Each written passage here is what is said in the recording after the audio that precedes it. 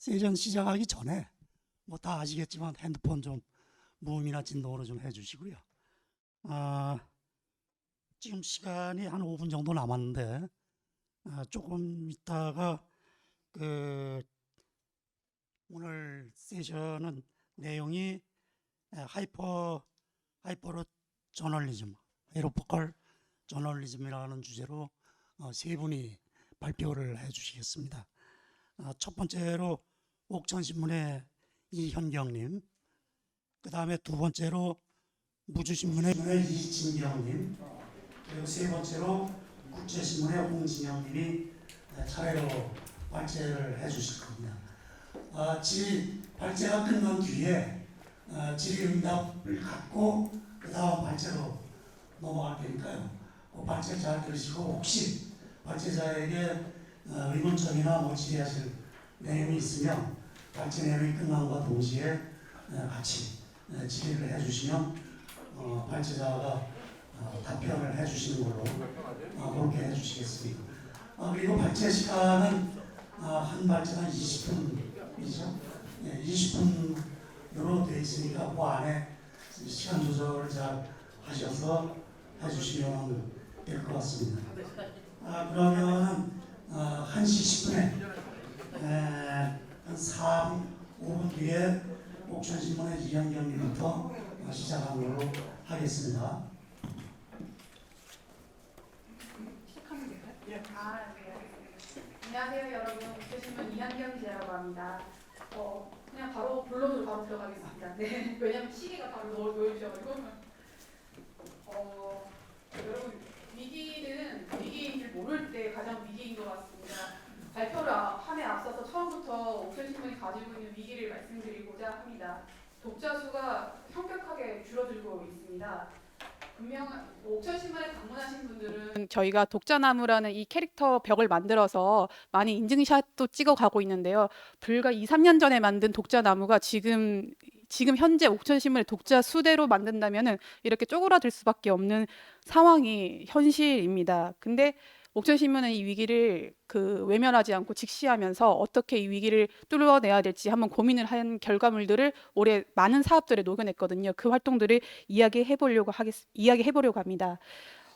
올해가 2023년인데 2013년 6월 기준으로 옥천신문 구독자 수는 4,460명이었습니다. 당시 옥천에 있는 세대수가 22,000 가구였기 때문에 가구 수 대비 구독률, 시청률 계산 방식으로 따지면은 20%가 넘는 가구가 옥천신문을 구독하고 있었습니다. 굉장한 수치인데요. 근데 불과 10년 만에 저희 구독자 수가 2,960명으로 엄청 납작해졌습니다. 지금 근데 인구수는 10년 전에 5만이 넘었는데 지금 5만 선이 무너지고 4만 8천 정도까지 지금 떨어지고 있는데요. 근데 가구 수는 반대로 늘었습니다.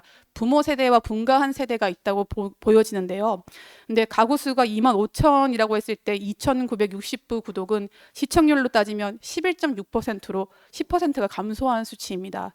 물론 2023년 6월 방송 뉴스의 시청률을 기준으로 따지면은 제가 6월 1일부터 6월 30날까지 다 봤는데 최고 시청률이 KBS 뉴스 8.7%였더라고요. 그거보다 옥천신문의 시청률은 옥천 내에서 더 높다고 할 수 있지만은 20%대를 유지하다가 11%대로 떨어졌다는 거는 위로가 되지 않는 정말 위기다라는 수치로 저희는 해석을 하고 있습니다. 4,460부에서 2,960부로 줄어들었다. 절대의 수가 줄어들었다는 것은 구독료가 줄어들었다는 것을 의미합니다. 신문사 재정 건전성에 위기가 왔다는 거죠. 근데 다만 이 구독자 수의 감소는 신문사 재정의 위기만을 말하고 있지는 않습니다. 의제를 발굴하고 공론화하는 게 신문사의 한 역할이라고 했을 때 구독률, 시청률을 따졌을 때 11.6%는 20%대보다 공론장의 역할을 조금 더 할 수 없다는 것을 의미하고요.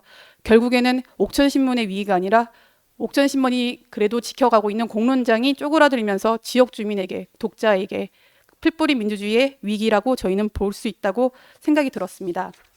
그래서 위기를 해결하기 위해서 옥천신문은 한국언론진흥재단과 지역신문발전위원회가 지원해주는 모든 사업을 올해 독자에 올인했습니다. 지역신문 제안 사업으로 저희는 옥천신문은 34년 역사 처음으로 뉴스레터 발간을 결정을 했습니다. 독자의 양적 회복과 질적 회복을 위한 전략이었고 지역신문을 디지털 전환 전략 중 하나였습니다. 지역신문 활용 교육을 통해서는 이제는 종이신문이 너무 낯설어서 보지 않는 청소년 독자를 확보하기 위해서 노력을 했고요. 조금 재밌게 청소년들이 활동할 수 있게 청소년들이 직접 선정하는 이주의 옥천신문이라는 프로젝트를 진행했습니다. 자세한 설명은 뒤에서 드리겠습니다. 단체 지원 사업으로는 독자와 시민과 지역 주민과 그리고 언론사를 운영하는 기자들이 만날 수 있는 문화재 자리를 마련했습니다. 우리가 언론사 옥천신문을 지켜주세요라는 기치가 아니라 공론장을 지키는 주체는 여러분이십니다. 여러분이 되셔야 합니다라는 기치로 독자들을 만나는 시간을 꾸며봤습니다. 먼저 지역신문 제안 사업으로 진행했던 뉴스레터 월간 쏙입니다. 이름을 쏙으로 지었습니다. 쏙 마음에 들었으면 좋겠다는 의미가 가장 컸습니다. 대신에 SOOK, OK가 저희 옥천신문을 상징하는 거여서 옥천신문을 상징하는 뉴스레터이기도 합니다. 뉴스레터 월간 쏙은 일단 당장은 독자의 양적 회복에 집중한 전략으로 봐주시면 됩니다. 옥천신문은 여러분들 좀 아시는 분도 있으시겠지만은 옥천신문의 콘텐츠는 모두 유료입니다. 유료인데 옥천신문의 콘텐츠를 재가공해서 새로운 콘텐츠를 만든다고 해서 그것을 무료로 뉴스레터를 배포한다는 결정은 할 수가 없었습니다. 당연히 옥천신문에서 만든 월간 뉴스레터 쏙도 유료 구독 플랫폼입니다. 제값을 내고 콘텐츠를 봐야 된다는 연습이 우리 국민은 필요하다고 생각을 듭니다. 뉴스레터의 플랫폼에서 만든 이 생산물도 제값을 내고 보셔야 된다는 의미도 담겨 있습니다. 그때 옥천신문은 고민이 됐습니다. 왜냐하면 월간 쏙도 월에 한 번씩 받아보는 이 콘텐츠임에도 불구하고 1만 원을 내야 된다는 것은 상당히 높은 가격일 수 있는데 이때 이 가격을 지불하지 못해서 이 좋은 뉴스 콘텐츠에 접근하지 못하는 계층을 어떻게 끌어안아야 되나 이런 고민들을 했습니다. 그래서 쏙 구독자들이 내시는 돈 1만 원은 고스란히 옥천신문을 구독료가 없어서 보지 못하는 소외계층에게 전액 지원하는 모델로 세팅을 했습니다. 왼쪽에 보시는 여성분이 쏙 구독자 박나혜씨입니다. 공교롭게도 지금 같은 시간 청년 프로젝트 방에서 1번으로 발표하고 계신다고 합니다. 충남대학교 학생입니다. 이분이 내신 쏙 구독료 1만 원은 옥천신문을 볼 수 없다가 다시금 보게 된 짝꿍 독자 옥천 주민 최동규 씨의 구독료 지원 사업으로 쓰였습니다. 당연히 이제 구독료 확보가 됐기 때문에 재정 건전성에 조금이나마 도움이 되는 그런 모델이겠죠. 최동규 독자님께서는 옥천신문을 찾아와서 이런 말씀을 해주셨습니다. 우리 동네만 해도 옥천신문을 보고 싶어하는 취약계층이 상당히 많습니다. 그런데 수급비를 받는 사람들은 구독료 1만 원이 굉장히 부담이 됩니다. 이런 부분은 신문사에서도 신경을 써서 해법을 좀 찾을 필요가 있다라는 말씀을 해주셨고요. 저희가 이런 말들을 하시는 분들이 최동규 독자뿐만이 아니라 한 달로 쳤을 때도 한두 분씩 찾아오시기 때문에 저희는 이 대안을 빨리 마련할 수밖에 없고 그 고민을 할 수밖에 없었습니다. 쏙 짝꿍 독자가 아니어도 그 한국언론진흥재단과 지역신문발전위원회에서는 구독료 지원 사업을 하고 계신데요. 구독료 지원 사업 대상자이신 구자대 독자님께서도 이런 말씀을 하십니다.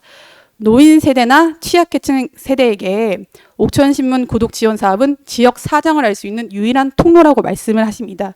지역신문을 필요로 하는 지역의 독자가 분명히 있다는 것을 방증하는 것이고요. 그들은 취약계층, 구독료를 내지 못해서 이 신문을 볼 수 없는 계층이 상당히 있다는 것을 말해주는 증거라고 생각이 듭니다.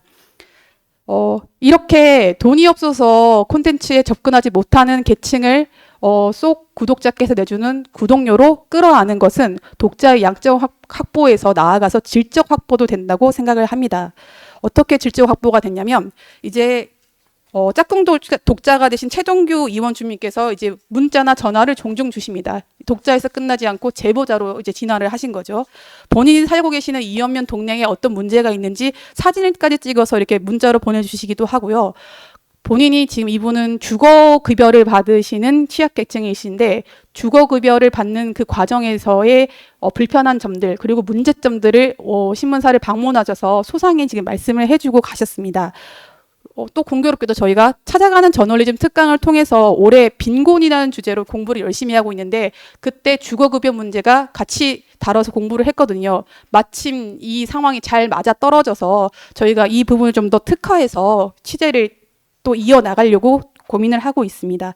이렇게 취약계층 중심의 의제가 발굴되고 아이템을 발제할 수 있는 이 상황이 만들어진 것은 독자의 양적 확보를 넘어서 질적 회복에도 이렇게 좋은 결과가 이어지고 있다고 생각이 듭니다. 독자의 질적 회복은 비단 옥천 안에서뿐만 이루어지는 건 아닙니다. 저희가 처음에 뉴스레터 속을 만들 때 어떤 구독자층을 추가로 확보할 것인가 고민이 굉장히 많았는데요. 우리가 이제 인구수가 5만에서 4만으로 떨어지고 그 떨어지는 속도가 계산이 안 될 정도로 빠르고 이 상황 속에서 옥천 안에서만의 독자를 가지고는 옥천 신문이 지속 가능할 수 없다라는 위기의식을 가지고 있었고, 그렇다면 옥천 밖에서 옥천 신문을 보게 하는 독자를 어떻게 확보할 것인가라는 고민에 이르게 됐습니다. 근데 옥천 신문은 지역 밀착형 콘텐츠를 만드는 신문사로서 옥천 주민이 아니면 정말로 이해하기 어려운 아주 세세하고 소소한 이야기들이 가득 담겨 있어서 어떻게 이것을 옥천에 살지 않는 사람들도 재밌게 읽을 수 있는 콘텐츠를 만들까라는 고민을 많이 하게 됐습니다. 어렵지 않았습니다. 옥천 밖에서 옥천 신문을 많이 견학을 오시는 분들이 옥천에서 궁금한 것들이 어떤 것들이 있느냐 봤었고요. 그것들을 조금 더 보편화된 의제로 만들어서 농촌에 살지 않아도 농촌 의제를 알 수 있도록, 로컬에 살지 않아도 로컬의 의제를 알 수 있는 보편적 의제를 만들었습니다. 새로운 콘텐츠들을 많이 만들었는데요. 가령 올 초에 도시에서는 가스비 대란 때문에 온통 일간지며 뉴스며 하다못해 유튜브며 가스비 대란이 엄청나게 많은 콘텐츠들이 만들어졌는데, 사실 옥천은 도시가스 보급률이 30%가 안 되는 동네여서 저희 지역 주민들에겐 도시가스비 대란은 정말로 와닿지 않는 의제 중에 하나였어요. 근데 TV만 틀면은, 인터넷만 들어가면 그 소식들이 가장 상단에 떠 있어서 약간의 괴리가 있었거든요. 그런 상황들을 이제 옥천 밖에 있는 도시에 살고 있는 주민들에게 알려주는 그런 콘텐츠를 만들었습니다. 도시가스 가스비 대란 관련된 부분은 속독자분들께도 반응이 좀 좋았습니다.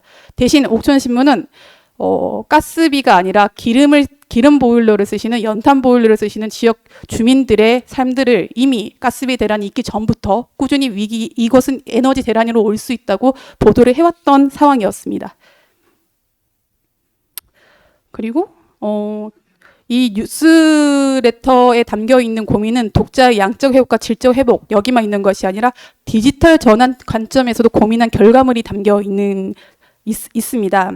저희가 한동안 한국언론진흥재단과 지역신문발전위원회 교육 프로그램이 디지털 전환에 거의 올인이 되어 있었거든요. 그래서 저희도 가끔 교육들을 들으면서 지역신문이 어떻게 디지털 전환을 해갈 수 있을까 고민을 많이 했는데, 사실 답을 찾기가 굉장히 어려웠습니다. 디지털 전환이라는 것이 과제고 숙제고 그것을 목표로 했기 때문에 어렵지 않을까라는 생각이 했고요. 그것이 아니라 옥천신문이 어떤 독자를 더 만날 것인가라는 본질의 고민에 집중을 했고, 옥천 밖에 있는 독자를 그러면 만난다라는 결론을 내렸을 때 종이신문에 유리한가, 어떤 플랫폼에 유리한가, 역산해서 생각의 꼬리를 물고 나갔고요. 이때는 뉴스레터가 더 유리하겠다라는 결론에 도달했고, 자연스럽게 디지털 전환을 할 수가 있었습니다. 옥천신문 34년 역사 중에 디지털 전환은 크게 두 갈래가 있는데, 인터넷 홈페이지를 만들던 그때 20년 전에 그때 선배들이 다른 신문사들과 달리 유료 플랫폼을 결정한 그 결정이 되게 위대했다고 생각이 들었는데요. 이번에 뉴스레터가 훗날 한 20년 뒤에 후배들한테 같은 이렇게 뭔가 평가를 받을 수 있기를 좀 기대를 해봅니다. 그 다음 활동입니다. 지역신문 활용 교육으로 저희는 청소년 독자위원회를 꾸려서 운영을 했습니다. 근데 종이신문이 낯설고, 그리고 긴 글을 호흡을 가지고 읽는 것이 낯선 지금 청소년 세대에게 이것을 좀 읽으라고 했을 때 굉장히 저항에 부딪힌 정도로 낯설어 합니다. 그래서 옥천신문에서는 청소년들에게 미션을 줬습니다. 한 주에 옥천신문을 읽고 청소년 시선에서 가장 잘 쓴 기사를 선정해서 2주의 옥천신문을 뽑아달라. 그래서 기자들에게 시상을 해달라라고 이렇게 미션을 내줬고요.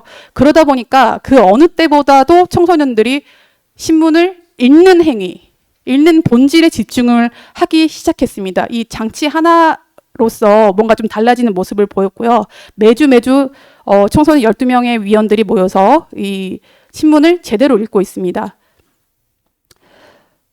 우리 세종대왕이 너무나 큰 위대한 유산으로 한글이 있어서 문맹률은 정말로 낮지만은 사실과 의견을 구분하는 식별률은 굉장히 낮지 않다는 결과물들이 이미 많이 있습니다.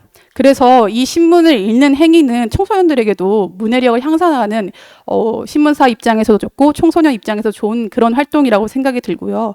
옥천의 이 활동들을 견학오시 팀들이 청소년 당사자에게 고등학생인데 너는 공부할 시간도 없는데 수능 준비해야지, 대학 입시 준비해야지 이런 활동을 왜 하냐라고 아주 대놓고 물어보셨는데 청소년이 이런 답변을 해주셨습니다. 지우 학생이 답변을 하신 거고요.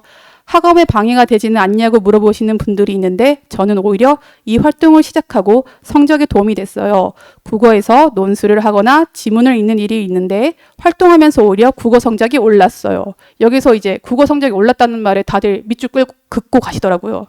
이게 중요한 포인트라고. 저희가 한 말 아닙니다. 지금 청소년 독자위원께서 하신 말씀드립니다. 지역 신문을 가지고 뭔가 문해력 향상 활동을 하다 보니까 훨씬 더 이점이 있더라라는 이야기들을 이들이 하고 있는데요. 왜냐하면은 자신의 삶과 밀접한 일들을 이야기할 수 있는 거리들이 훨씬 많다는 이 반응들이 쏟아지고 있습니다. 옥천의 일들을 접하면서 옥천에 있는 지식을 넓힐 수 있어서 좋고 이 활동은 다른 신문에서는 우리 지역에 대해 자세히 다루지 않는데 지역 신문은 자세히 다뤄서 좋고 옥천 주민들에게 옥천 신문은 정말 유용하기 때문에 구독을 해야 한다고 어른들에게 말하고 다닌다라는 말까지 해줬습니다. 그리고 고맙게도 월 구독료 1만 원은 큰 돈 아니니까 돈 내고 보셔야 된다 이런 말도 청소년위원께서 해주고 있다고 합니다. 너무 감사합니다. 근데 여기서 제가 또 하나 장치를 더 심어놨습니다. 사실은 신문을 그냥 읽고 이런 내용들이 옥천에 벌어지는구나, 뭐 이런 긴 글을 이렇게 요약할 수 있구나라가 아니라 이주의 옥천 신문을 선정하는 것은 글을 비판적으로 읽는 연습을 좀 했으면 좋겠다는 마음을 담아서 이런 프로젝트를 넣었는데요. 제가 생각했던 것보다 훨씬 청소년들은 위대하셨고요. 이들은 7가지 기준을 두고 옥천신문을 평가하면서 비판적으로 신문을 읽는 활동을 이어나가고 계십니다. 그 7가지 기준이 독자의 삶과 밀접한 연관성이 있는 기사냐, 독자 이해가 쉽도록 썼느냐, 균형 잡힌 취재를 하였느냐, 충분한 당사자의 이야기가 담겼느냐, 내용에 대한 제목이 포괄적으로 담겼느냐, 그리고 구체적으로 대안을 제시하고 있느냐, 육하 원칙에 따른 정보들이 다 담겨 있느냐. 이거 제가 정해준 거 아니고 그 12명이 토론해가지고 이 기준을 가지고 우리가 잘 쓴 기사를 선정해야 된다라고 지금 정해서 1회부터 하고 있고요. 근데 또 이들이 정한 내용들이 옥천신문이 추구하는 지역 언론의 방향성과 굉장히 맞닿아 있어서 굉장히 고맙고 감사했습니다. 구체적인 대안을 제시를 했느냐 기사에라고 하는 물음은 저희가 지향하고 있는 솔루션 저널리즘과 맞닿아 있고요. 독자의 삶과 밀접한 연관성이 있느냐고 물으시는 청소년 위원들의 질문은 옥천신문이 추구하는 지역 밀착형 보도를 지향하는 것과 맞닿아 있습니다. 그렇다 보니 이 기준으로 선정되는 기사의 기자들이 굉장히 목을 메고 있습니다. 이 부분은 제가 예상하지 못했는데 파생되는 이점입니다. 이제 청소년들이다 보니까 글을 읽고 종이신문을 읽고 끝내는 활동이 너무 이렇게 아쉬웠나 봐요. 그들이 가장 잘하고 있는 영상 매체를 만드는 그 세대가 가지고 있는 기술들, 그것을 10분 활용해서 음성 매체, 영상 매체를 더 추가로 만들어서 이 친구들이 옥천고등학교 방송부 학생들인데요. 본인들이 이주의 옥천신문을 선정한 것을 라디오 부스에서 만든 그 활동들을 옥천고등학교 가서도 틀어요. 그러면 옥천신문이 우리 옥천고등학교 학생들에게 자연스럽게 점심시간에 이게 학습이 되는 효과가 있는 이런 상황이고요. 옥천에는 충청북도에서 유일하게 공동체 라디오가 있는데요. 그 라디오 통해서도 송출이 되고 있습니다. 옥천신문 기자들이 이야기하는 옥천신문 이야기가 아니라 독자들이 이야기하는 옥천신문 이야기가 주민들에게 전달될 수 있는 이런 파생 효과도 지금 보고 있습니다. 청소년을 만나는 이런 활동들, 지역신문 활용 교육은 지역신문이 가지고 있는 사회적 책임의 한 모습이라고도 생각이 듭니다. 시간이 없어서 빨리 해야겠네요. 마지막 사업입니다. 저희가 단체 지원 사업으로는 언론문화제를 이게 개최하는데 조금 힘을 같이 기울였습니다. 이 언론문화제 주제도 당연히 저희 위기의식을 반영해서 독자를 만나는, 그리고 독자께 공론장을 함께 지켜달라고 이야기하는 자리, 그런 문화제를 만들기 위해 노력을 했고요. 그래서 송근호 선생님이 옥천 출신인데요. 송근호 선생님 유가족분들이랑 같이 이야기를 잘 나눠서 옥천 안에서도 송근호 선생님 이름을 딴 송근호 지역 언론상, 그리고 제보를 굵직한 제보를 해주시는 분들에 대한 감사의 마음을 담은 공익 제보자상, 그리고 언론을 비판적으로 읽고 그리고 열심히 읽어주신 독자께 드리는 언론 시민상, 이렇게 세 가지 분야를 수상하는 활동을 하기도 했습니다. 요즘 청소년 세대가 종이신문이 낯설듯이 청년 세대도 마찬가지입니다. 왜냐하면 그들이 자라서 청년이 되는 거기 때문에. 그래서 청년 세대들에게도 종이신문에 대한 그런 접근성을 좀 더 높이고, 또한 청년 세대들에게 지역 언론에 대한 접근성을 조금 더 높여주는 장치로서 이번 단체 지원 사업으로 진행한 문화제에서는 청년들을 만날 수 있는 공모전도 개최를 했습니다. 8팀이 제출을 해주셨고요. 8팀 제출해 주시는 그 아이템 중에서는 농촌 빈집 문제라든지 농촌의 작은 학교 폐교 문제라든지, 그리고 사회적 약자, 농민도 포함되는 이들에게 더 가혹한 폭염이라든지 이런 것들을 많이 발굴해 주셔서 개인적으로 현직 기자로서도 굉장히 뜨끔하고 더 열심히 현장에서 해야겠다라는 생각들을 많이 했습니다. 이상입니다. 감사합니다. 예, 옥천신문 이영영님 수고하셨습니다. 혹시 질문하실 분들 없으신가요? 예. 예.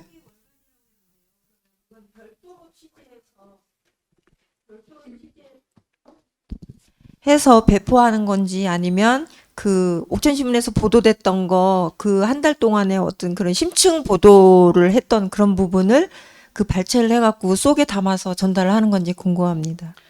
한 달에 있었던 내용들을 토다보는 것보다는 저희가 그동안 1, 2, 3년 그동안에 있었던 내용들, 에너지란 주제를 내가 이제 농촌 밖에 있는 우리 독자들에게 전해야겠다라고 했을 때, 그럼 에너지와 관련된 기사를 쓴 게 한 5년치 자료를 다 가지고 와서 분석을 해서 그 분석한 기사를 지금 드리는 작업을 하고 있고요. 근데 이것만 드리면 재미가 없을 것 같아서 기자들이 어떻게 취재 활동을 하고 있는지 쏙컷 이런 걸 재밌게 담았고요. 아까 그 청소년들이 하고 계시는 이주의 옥천신문 어떤 거 뽑히는지도 잘 정리해서 속에 담아서 보내드리고 있습니다. 그리고 제가 아까 전에 문화재 시간이 짧아서 대답을 못했는데, 제보가 굉장히 중요한데 지역 주민들이 주신 제보가 어떻게 신문화, 보도화되고 해결이 됐는지 이 과정도 쏙 확행, 작은 소소한 행복, 소확행이라는 코너에서 같이 쏙 독자들에게 드리고 있습니다.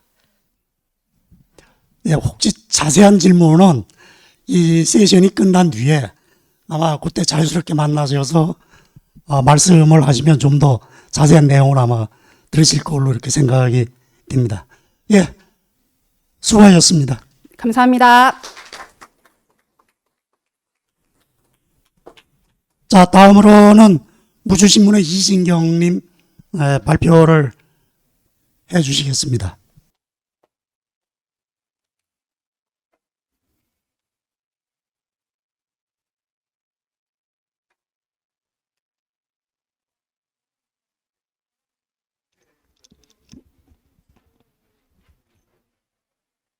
네, 안녕하십니까. 지역신문 하이퍼 로컬 저널리즘 세션 두 번째 발표를 맡게 된 무주신문 이진경 기자입니다. 컨퍼런스 발표는 사실 이번이 두 번째입니다만 여전히 부담되고 떨리는 건 매한가지네요. 2021년 처음 컨퍼런스 자리에 선 후 딱 2년이 지났습니다. 사실 2년이라는 시간 동안 기자로서 저 스스로 역량 강화를 위해 얼마나 노력했는지, 얼마나 질적으로 성장했는지는 잘 모르겠습니다. 하지만 올해 또다시 이렇게 큰 행사에 훌륭한 선후배 기자님들과 함께 어깨를 나란히 하게 된 걸 보며 그래도 참 열심히 살지 않았나 하는 생각이 드네요. 올해도 저에게 기회를 주신 지역신문 발전위원회에 진심으로 감사드립니다.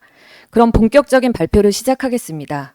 이번 주제는 혈세 먹는 하마 전라 농촌마을 종합개발사업, 부제는 반성 없는 도돌이표 안 된다입니다.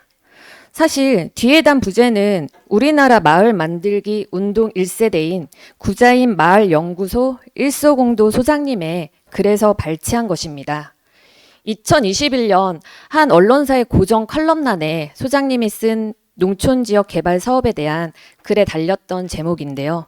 제가 거의 한 4, 5개월 가량을 농촌마을 종합개발 사업에 매달려 자료를 찾고 공부하고 현장을 다니면서 이보다 더 좋은 제목일 순 없다는 판단이 들어 이번 컨퍼런스 발표 부제로 쓰게 됐습니다. 이 한 문장이 제가 지금부터 설명할 20분간의 발표 내용의 결론이며 몇 달간 집요하게 실태 점검에 매달린 이유이기도 합니다. 저 같은 군 단위 지역신문 기자들은 마을 곳곳에 방치된 유휴시설물들에 대해 한 번쯤 다뤄봤을 텐데요. 저 역시 그동안 여러 유휴시설물들에 대해 취재 보도했었고 그중 제일 심각한 상황의 몇몇 유휴시설물을 조사하던 중에 공통적인 점을 발견하게 됐습니다. 이들 시설물 모두 대형 국책사업 일환으로 진행된 농촌 마을 종합 개발 사업의 결과물이었다는 점입니다. 다음 사진 속 시설물들을 한번 보시길 바랍니다. 대부분 개점 휴업 상태로 방치되거나 버려졌으며 또는 애초 목적과 다른 용도로 사용되거나 더러는 특정 개인의 사유화된 시설물들로 농촌사에 좀먹는 존재로 전락했습니다. 이들 시설물 모두 대형 국책 사업 일환으로 진행된 농촌마을 종합 개발 사업의 결과물입니다. 농촌마을 종합개발 사업은 2004년도부터 농업정책으로 도입된 대형 국책사업으로 한때 제2의 새마을 운동이라고도 불렸습니다. 쾌적하고 활력이 넘치는 살기 좋은 농촌 모델을 만든다는 아주 좋은 취지로 추진됐습니다. 즉 생활권과 영농권, 수리권이 같은 발전 잠재력이 있는 3개에서 5개 마을을 소권역으로 묶어 막대한 지원금을 투입해 생활환경 정비, 정주여건 개선, 소득 기반을 확충하는 내용입니다. 정부는 2013년부터 2017년까지 전국 61개 권역을 선정해 개발 사업을 진행했고 거기에 총 투입된 예산이 무려 2조 2,395억 원에 달합니다. 실로 어마어마한 규모죠. 그러나 문제는 권역당 평균 65억 원이 투입됐지만 투입 예산의 90.6%인 49억 원가량이 모두 하드웨어 중심의 시설물 개발에 투입됐다는 점입니다. 결과요? 물론 대실패로 끝났습니다. 아시겠지만 농촌마을 곳곳에 개점 휴업 상태로 방치된 건물 대부분이 이들 농촌마을 종합 개발 사업의 결과물입니다. 사업성에 대한 면밀한 검토 없이 국비 지원을 받아 일단 건물부터 짓고 본 것이 문제입니다.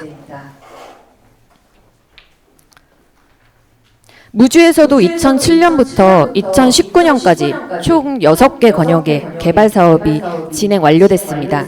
투입 예산은 326억 4,500만 원이고 이를 통해 기초생활시설 30개, 소득증대시설 24개 등 80개에 달하는 시설물이 들어섰거나 새로이 정비됐습니다. 사업 내용을 조사하다 보니 저는 이러한 문제가 단순히 일회성 보도에 그칠 게 아니라는 판단에 이르렀습니다.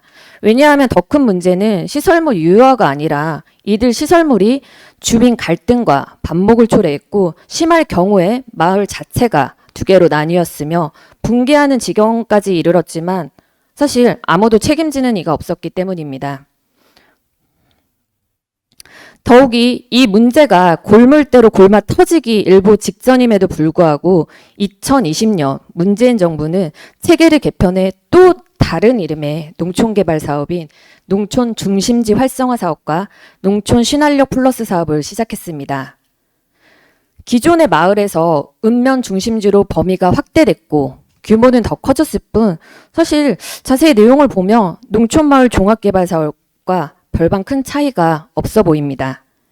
기존 시설물이 제대로 활용되지 못하는 상황에서 제2, 제3의 농촌종합개발사업에 대해 실패를 우려하는 목소리가 커지고 있는 실정입니다.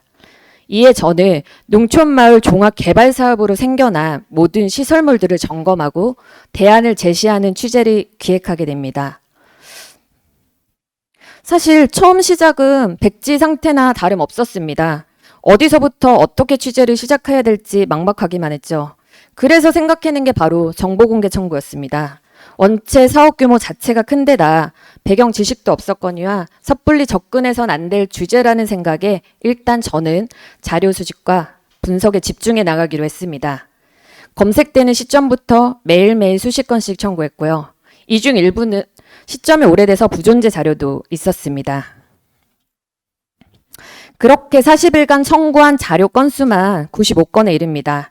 그리고 확보한 자료를 토대로 권역별로 문제점을 분석하고 정리해 나가면서 대략적인 시리즈를 구성했습니다. 모든 시설물을 점검하다 보니 현장 취재에만 꼽아 20일이 소요됐고요. 이 기간 17곳의 마을과 대략 50개에 달하는 시설물을 점검했습니다.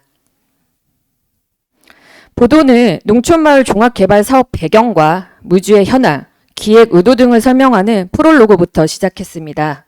이후 6개 권역의 실태 점검 내용을 4차례 보도했고요.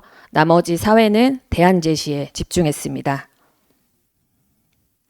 문제점은 아시는 바와 같습니다. 시설물 대부분이 운영 중단됐거나 방치되고 있었고 이로 인해 마을 주민 간 불신과 갈등을 초래했으며 마을 공동체 붕괴까지 이어졌습니다. 농촌마을 종합개발 사업은 마을 곳곳에 빈 건물뿐만 아니라 주민 갈등의 씨앗을 남겼습니다. 어찌 보면 방치되고 있는 건물보다 더 심각한 문제는 깊어질 대로 깊어진 마을 주민 간 불신과 갈등, 그로 인한 공동체 붕괴입니다. 권역 주민 대부분은 다양한 체험비 소득 사업으로 얼마나 수익이 발생했는지 그리고 이러한 수익금이 어디에 어떻게 쓰였는지 모르고 있었습니다. 왜냐하면 한 번도 공개된 적이 없었으니까요. 게다가 일부 시설물의 경우 소득법인과 마을회가 건물 소유권을 갖는 등 사유화됐고 이로 인한 주민 간 갈등은 여전히 현재 진행형입니다. 문제는 몇몇 특정인이 여전히 시설물에 대한 운영권을 독점한 채 사익을 추구하고 있고 이는 고스란히 주민 갈등으로 이어지고 있다는 점입니다. 참으로 안타까운 현실이죠. 게다가 한 권역의 지역개발 사업이 중복으로 지원되기도 했습니다. 권역위원회와 마을 주민 간 갈등으로 마을이 둘로 갈라지면서 50억 원 규모의 국토교통부 공모사업인 샛들마을 사업을 준비해 지원받은 것입니다. 즉, 한 권역에 2개의 정부 사업이 선정돼 동시 진행된 셈입니다. 물론 무주 지역 내 모든 농촌마을 종합개발 사업이 부실 운영되고 있는 건 아닙니다. 6개 권역에서 95억 원의 가장 큰 사업비가 투입된 무풍 승지 권역은 농촌마을 종합개발 사업의 목적에 맞게 비교적 잘 운영되는 모범 권역에 꼽힙니다. 여기서 무풍 승지 권역을 눈여겨볼 점은 농촌종합개발 사업을 통해 만들어진 시설물에 계속해서 방문객이 찾아올 수 있도록 지속 가능한 성장 모델을 구축했다는 점입니다. 농촌마을 종합개발 사업 문제는 비단 무주 지역에만 국한되지 않습니다. 감사원이 2019년 12월에 발표한 농산촌 지원사업 추진 실태 감사 결과에 의하면 각종 농촌지역 개발 사업으로 전국 3,212개의 지구에 9,505개 시설물이 조성되는데 이 중 7,091개 시설물이 점검 등급에서 하루 판정됐습니다. 무려 74.6%에 이르는 비율이죠. 중요한 건 농촌마을 종합개발사업으로 파생된 이 고질적인 문제들을 이제 더는 내버려둬선 안 된다는 것입니다. 그렇다면 농촌마을 종합개발사업 문제를 어디서부터 어떻게 풀어가야 할까요? 대안 제시입니다. 첫 번째는 전문가 조언과 타 지자체 모범 사례를 들었습니다. 전문가들은 농촌사회 구성원 간 신뢰 회복과 새로운 변화에 대응한 지역 주체들의 지속적인 역량 강화 교육이 먼저 이루어진다고 말합니다. 두 번째로 무주를 기반으로 활동하고 있는 정기석 마을 연구소 소장님의 기고글을 받았습니다. 정기석 소장은 마을 만들기로 속칭되는 농촌 지역 개발 사업의 근본 개념과 기본 철학과 기반 패러다임부터 재인식하고 재정립해야 한다면서 역시나 주민 의식을 강조했습니다. 나머지 이해는 농촌 살리기 모범 권역으로 자주 거론되는 왕주군의 경천애인 권역을 찾아 성공 노하우를 들어봤습니다. 요약하자면 성공 비결이 달리 있는 게 아니더라고요. 운영 투명성과 지속적인 수익 창출 프로그램 개발, 주민 공동체 의식과 신뢰, 이 모든 게 조화를 이뤄 마을 주민 모두가 같이 고민하고 같이 운영해 성공 마을의 표본이 된 것입니다. 그렇게 2월 첫 보도를 시작해 2개월에 걸쳐 모든 기사가 마무리됐습니다.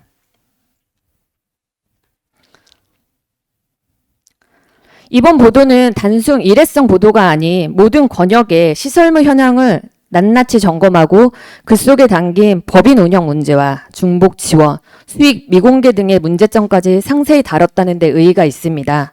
그래서인지 몰라도 이 아이템은 거의 첫 보도와 동시에 지역사회에 큰 방향을 일으켰고 즉각적으로 반응이 나타났습니다. 군의회와 군 행정은 물론입니다. 본부 보도를 통해서 문제점을 인지한 무주군의 결산검사위원회는 관내 농촌마을 종합개발사업과 농촌 중심지 활성화 사업 등 시설물 운영 현황을 파악해 운영 관리에 대한 중장기적 대안을 마련할 것을 무주군 행정에 촉구했습니다.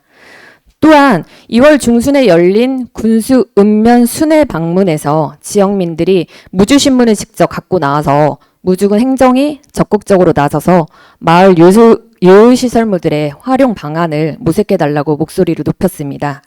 이에 황인홍 무주군수는 공식 석상에서 농촌마을 종합개발사업은 참 문제가 많다며 관련 부서에 지시해서 운영할 수 있으면 운영하고 아니면 환수할 수 있도록 조치할 계획이다. 잘 정비해서 제대로 운영될 수 있게 하겠다고 의지를 밝히기도 했습니다. 성과는 이뿐만이 아닙니다. 전북 민원연이 선정한 2023년 2월 이달의 좋은 기사로 선정되는 영광을 안기도 했습니다. 뭐니 해도 가장 큰 성과는 주민들이 적극적으로 나서서 방치된 마을 유휴시설물을 주민 여가 공간으로 변신시킨 마을이 나타났다는 것입니다. 애초 목적과 달리 반려묘 사육시설로 전락했던 내도곤현 주민복지센터를 후도마을 청년회가 새롭게 정비하고 인근 주민들에게 개방해 누구나 상시 무료 이용할 수 있도록 만든 것입니다. 진정한 주민복지 공간으로 거듭난 사례죠. 이 건물을 짓는 데 쓰인 예산은 5억 460만 원입니다. 본부 보도 이후에 심각성을 인지한 후도마을 청년회는 마을 주민들을 위해 지어진 시설물이 8년이 넘게 방치됐던 바 이제부터라도 제대로 쓰여야 한다는 데 뜻을 모으고 직접 관리 운영을 맡기로 했습니다. 인근 이장들의 동의를 얻고 회원들끼리 십시일반 돈을 걷어 벽지를 새로 바르는 등 오랫동안 방치돼 낡고 지저분했던 공간을 깨끗하게 단장했고 온라인 중고 거래를 통해 구입한 대형 테이블과 의자, 소파 등도 갖춰 놓았습니다. 지난 3월 말 무주군과 센터 운영 관리를 위한 위탁 개혁을 체결하고 현재 운영 관리 중입니다. 센터는 문화 여가 활동 공간인 동시에 회의와 숙박, 식사가 동시에 가능한 원스톱 체류형 시설로 새롭게 거듭났습니다. 청년회는 센터를 마을 주민들에게는 무료로 개방하지만 관리 운영비 마련을 위해서 단체 이용객들에게는 일정 정도의 사용료를 받고 있습니다. 무엇보다 마을 주민들의 반응이 좋았습니다. 건물이 지어진 지 10여 년 가까이 됐지만 그간 내부에 들어와 보지 못했던 주민들은 넓고 깨끗한 공간을 보고 깜짝 놀라기도 했습니다. 조현명 후도마을 청년회정은 그동안 방치되었던 건물이 이제부터라도 지역민을 위해 쓰이게 돼 다행이라며 우리의 사례가 지역 곳곳에 알려져 주민들이 직접 주도해 유휴시설물을 변화시키고 마을 주민 다수를 위한 공간으로 이용하는 마을이 계속해서 나타났으면 좋겠다고 말했습니다. 이러한 후도마을의 변화는 마을 상황에 맞게 주민 주도성이 잘 발현되는 데 목적을 두고 해법을 찾아 나가야 한다는 본부 보도가 사회적 동의를 이끌어낸 아주 좋은 모범 사례라고 볼 수 있습니다.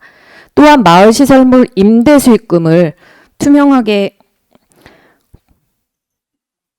공개하고 마을 공공기금으로 환원하기로 합의한 마을도 최근 등장했습니다.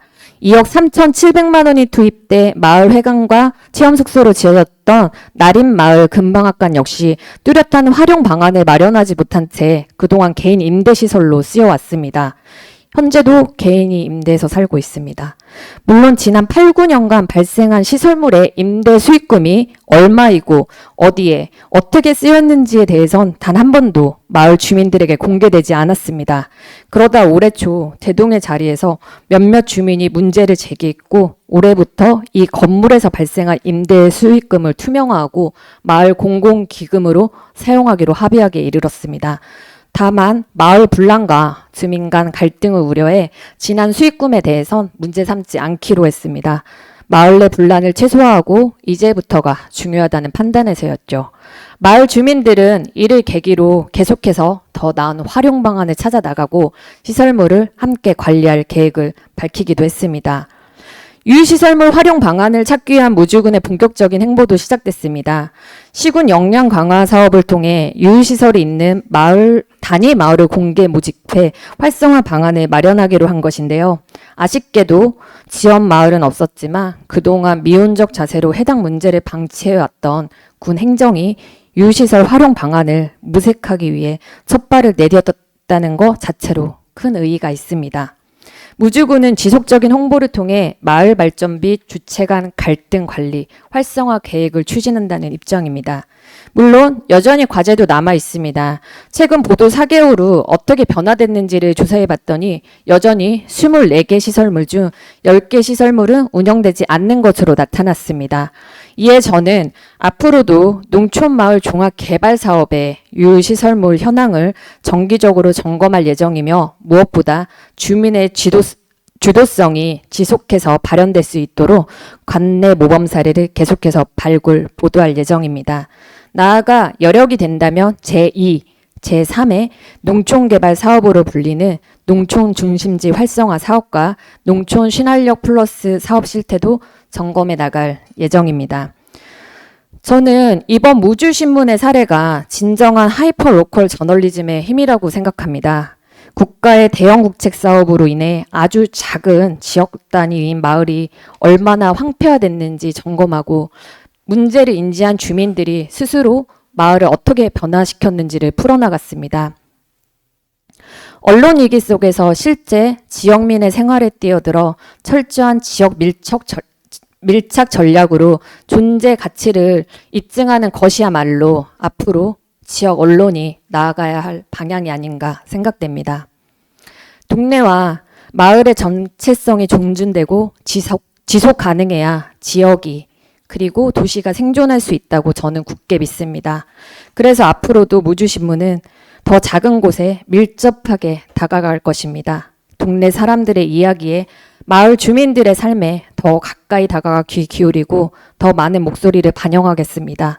또한 그들이 스스로 더 나은 방향으로 마을을 변화시키고 나아가 지역을 변화시킬 수 있도록 무주신문은 풀뿌리 언론으로서 굳건하게 버티며 성장해 나갈 것입니다. 발표 마치겠습니다. 감사합니다. 예, 무주신문 이진경님 감사합니다. 감사 질문 좀 받고 들어가시죠. 저기 질문 있으시면 질문해 주시기 바랍니다. 없으신가요? 예, 그러면은 무주신문 이진경님의 발제는 이것을 마치도록 하겠습니다. 고생하셨습니다.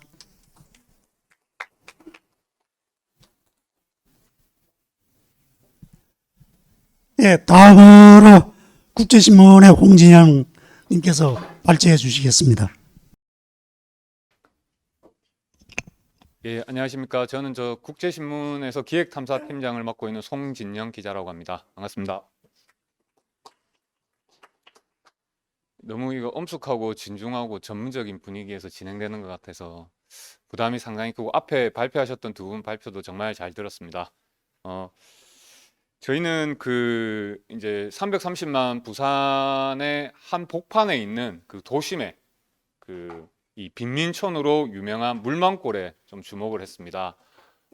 이 물망골을 먼저 선정하게 된 이유는 우리 사회가 어느 순간부터 이 사회적 약자를 돌봄에 있어서 공정과 불공정의 잣대로 사회적 약자를 돌보는데 자꾸 공정하지 못하다, 불공정하다 이런 잣대를 들이대는 것에 대한 비판 의식에서 먼저 물망골을 선택하게 됐다는 점을 먼저 모두에 말씀드리겠습니다. 이 물망골은 부산시청에서 약 2km 떨어진 곳입니다. 마음만 먹으면 도보로도 갈 수 있는 곳입니다. 그런 곳에 이제 부산에서 알아주는 이 판자촌으로 된 빈민가가 있습니다. 그래서 저희가 이 도심 한복판의 특수 공간에 주목해서 기획을 시작했습니다. 이곳은 말씀을 드리면 아실 수도 있는데 그 2007년에 그 영화 1번가의 기적이라고 그 하지원 임창정 주연의 그 이 재개발 판자촌의 재개발 그 지역의 갈등을 다룬 그 유명했던 그 영화의 촬영지로 촬영지이기도 합니다. 거기서 저희는 그 기자 입장에서 그 마을을 관찰하겠다는 입장에서 벗어나서 기자가 그 마을의 주민이 돼서 생활자의 입장에서 그곳에 임시 거처를 마련해서 한 2달 동안 지내면서 생활을 해보면서 그 마을의 그 주거 환경이나 경제 활동 등을 집중적으로 살펴보는데 기획 초점을 두고 이제 준비를 했습니다. 그러면서 저희 취재진은 이른바 이제 동물원식 보도, 이 가난을 동정하거나 원주민의 생활상을 흥미거리로 다루지 않겠다는 이런 나름의 다짐을 하고 기획에 착수했다는 점을 말씀드리겠습니다. 저희는 이제 그 취재 기자와 사진 기자가 있습니다만은 이 독자들의 그 호기심과 이 흥미를 유발하기 위해서 곳곳에 이제 저희가 영상 팀을 좀 도움을 받아가지고 영상을 좀 제작하는 게 있어서 이 분위기가 너무 엄숙하고 진중한 것 같아서 영상 한번 틀어보도록 하겠습니다. 이게 이제 저희 영상 썸네일이고요. 그 다음에 여기가 지금 물망골입니다.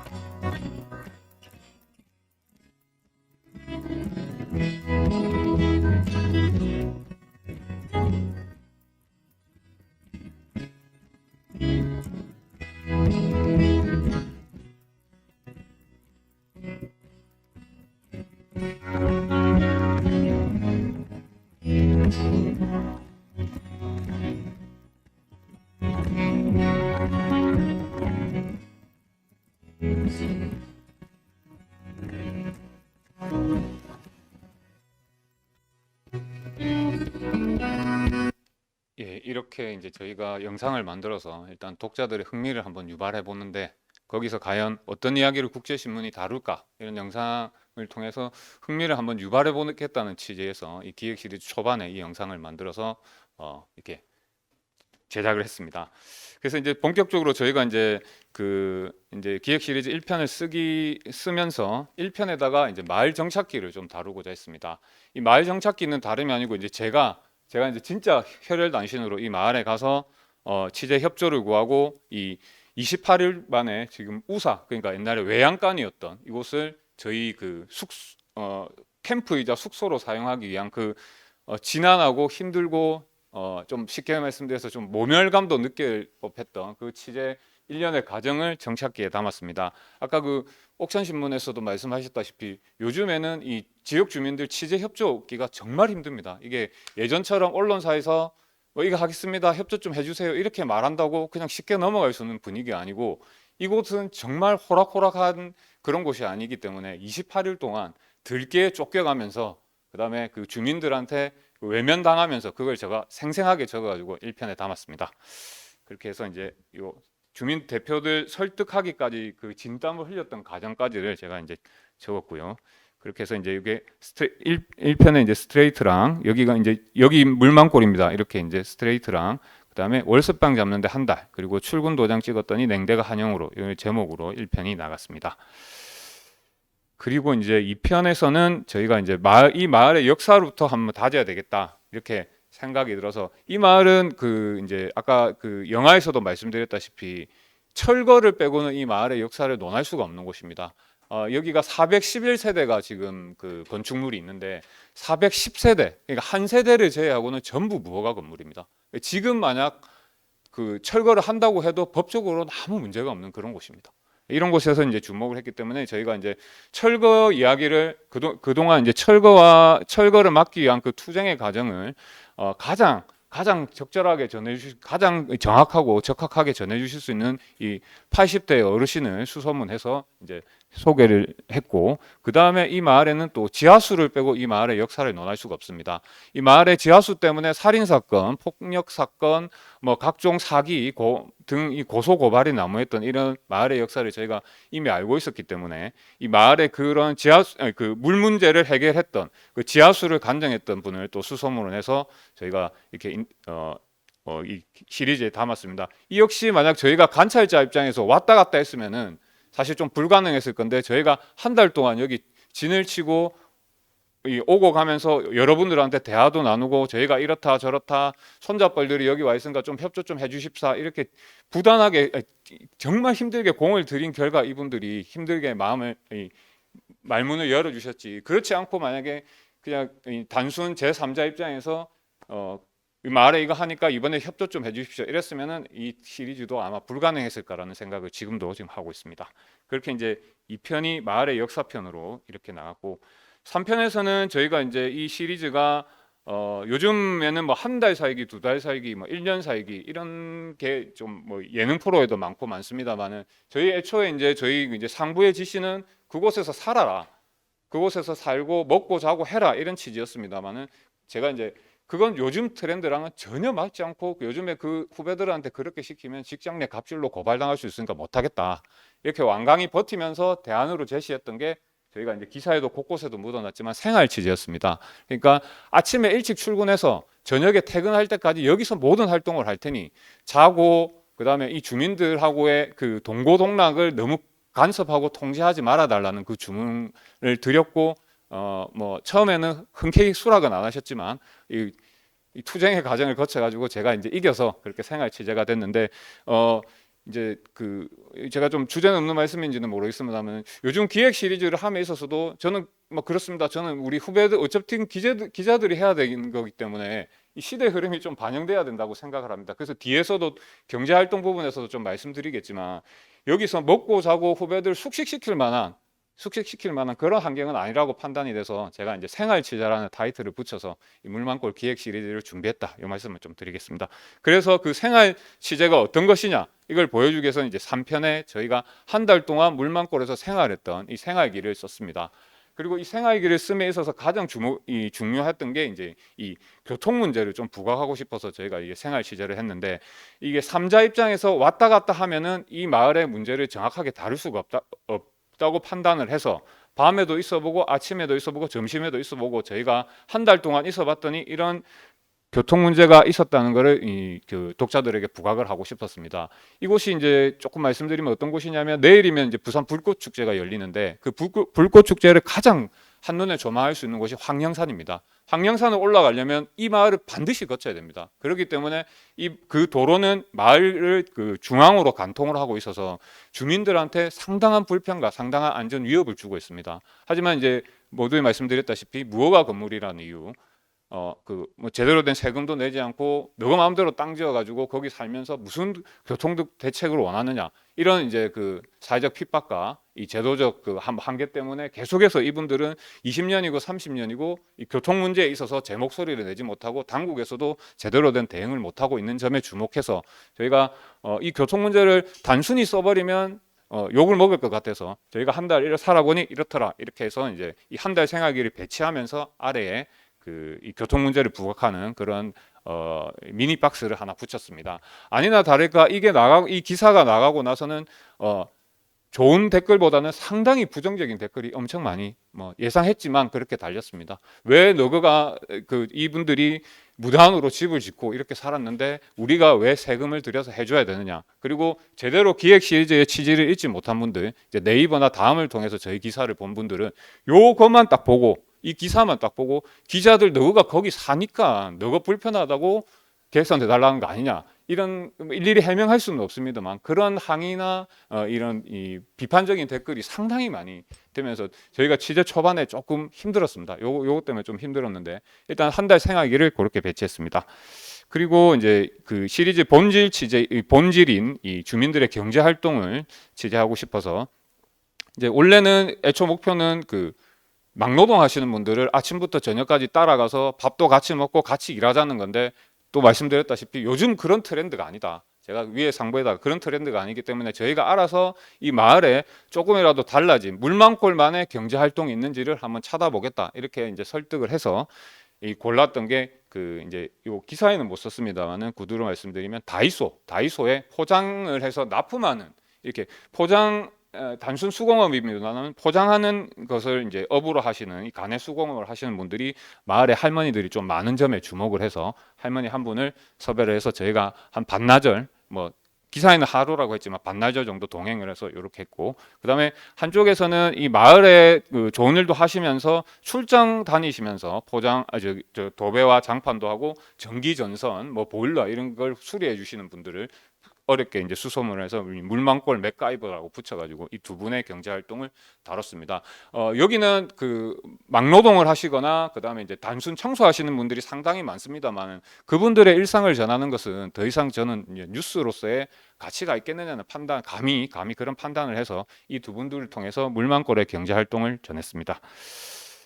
그렇게 해서 이제 이렇게 4편이 나갔고.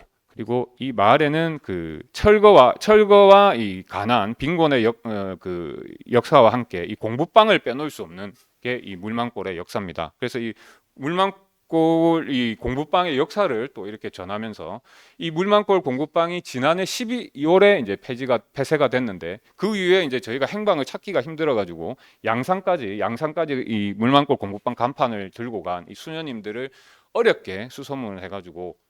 저희 천주교 신자인 저희 후배 기자들을 동원해가지고 이렇게 취재를 할 수 있었습니다. 이분 흔쾌히 저렇게 웃기까지의 과정은 상당히 힘들었습니다. 저렇게 웃고 간판 옆에서 사진을 촬영해 주기까지는 과정이 정말 힘들었는데 일단 이렇게 잘 마무리가 됐습니다. 그렇게 해서 이제 30년 동안 주민들하고 이제 동고동락했던 공부방의 역사를 짚었고, 그리고 이제 아까 모두 말씀드렸다시피 가난을 흥미거리로 삼지 않고 동물원식 이 보도를 지향하기 위해서 저희는 물망골에 조금 달라진 점도 반드시 소개해야 된다는 그런 기조 아래 이렇게 이제 마을에 들어오셔가지고 민화를 그리는 전문가, 화방을 열어서 전국 각지에서 민화를 배우겠다는 분들이 주말마다 찾아오는 점을 저희가 포착을 하고 한 분을 소개했고, 그리고 마을 중간에 보면은 그 산장역할하는 휴게소 대표님이 있는데 여기서 저희가 이제 먹고 마시고를 많이 하다 보니 이분이 이제 부산 서면이라는 한복판에서 과일 주스를 이제 본인 주장이십니다만은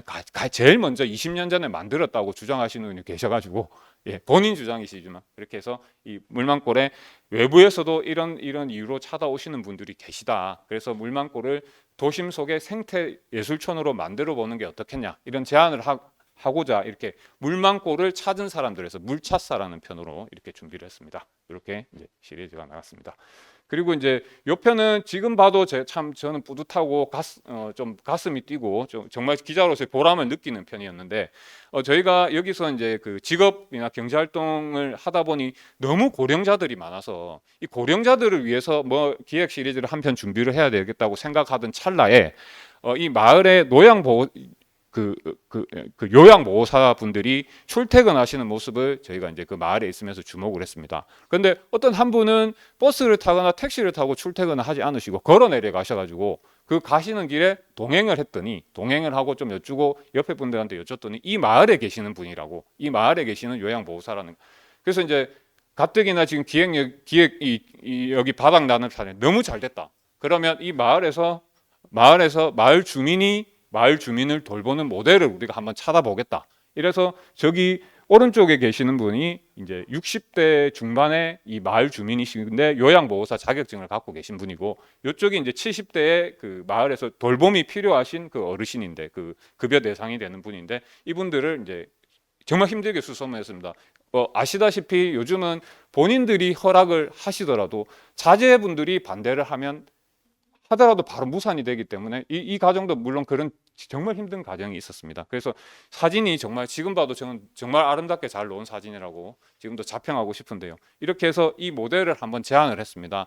아니나 다를까 뭐 저 건강보험공단이든 부산시든 연제구든 이 취지는 충분히 알고 있겠지만 또 제도적 법적 뭐 어려움이 있다고 하소연을 하고 있는데, 그래도 지금 부산시와 연제구에서 이 모델을 어떻게 확산시킬까 지금 이런 연구에 착수해 있다는 점을 말씀드리고, 지금 보더라도 이제 저희가 이 사진을 찍기까지 저희 사진부 기자들이 4시간 동안 정말 고생을 했는데 좀 잘 찍힌 것이라고 국제신문 사진부에 다시 한번 더 감사의 말씀을 또 드리겠습니다.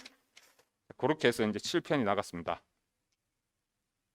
자, 그리고 이제 또 모두에 말씀드렸던 이 주거 환경 편인데, 여기는 저희가 이제 성면으로 요즘 고통받는 이 암을 유발한다 성면, 이래서 성면 철거 비용까지는 부산시에서 지원을 하고 있습니다. 다 시도는 잘 모르겠습니다. 부산시에서는 성면 철거 비용을 지원하고 있는, 빨리 마치겠습니다. 하고 있는데, 여기서 주목했던 것은 왜 이분들한테 철거를 안 하시느냐, 우리 절차가 이러니까 우리가 알아봐드리겠다 이렇게 말씀드리니 이분들이 하셨던 말씀이, 우리가 철거만 하면 단조하냐, 철거하고 나서 뜯고 나서 그 개량은 누가 해줄 것이냐, 저희가 미처 저희 취재진이 전혀 생각하지도 못한 부분을 이 주민들께서 말씀을 해주셨습니다. 그래서 그 편을 담아가지고 그대로 썼습니다. 이분들은 철거가 중요한 게 아니라 개량까지 생각해야 된다는, 그래서 사회적 약자, 특히 빈민들에 대한 사회적 지원이 필요하다는 점을 이 편에서 강조를 했고요.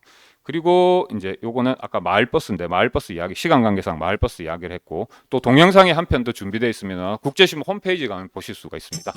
예, 그리고 이제 마을 대표자분들의 이 메시지를 전했고, 마지막에 이제 제가 칼럼을 쓰면서 이 물망골, 이 부산의 사회적 약자로 대표되는 이 지역에서 국가 사회 역할이 무엇인가, 우리 모두에 말씀드렸다시피 우리가 언제부터 공정을 내세워서 이 사회적 약자들에 대한 지원과 이 배려를 불공정의 잣대로 자꾸 폄하하는 것에 대해서 굉장히 이제 비판 의식을 갖자, 이런 취지에서 이 칼럼을 쓰면서 국가와 사회가 과연 어떤 역할을 해야 될지 거기 그대로 썼습니다. 성면에서 슬레이트에서 성면 넣는 거 우리도 잘 안다. 그런데 우리 같은 사람들은 철거하고 개량하는 비용까지 해야 될 것이 아니냐, 이렇게 이제 했던 주민들의 멘트를 그대로 쓰면서 물망골에서 국가 사회 역할을 묻는다, 이렇게 이제 기획 시리즈를 마무리를 하고, 아까 다 보니까 저기 이제 성과 말씀하시면서 뭐 수상도 말씀하시던데, 저희는 여기 안 담았습니다만은 저희가 이제 395회 한국기자협회 이달의 기자상 수상하는 그 영광까지 안게 되었습니다.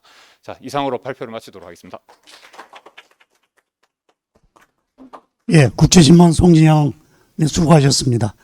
저기 혹시 질문 있으신가요?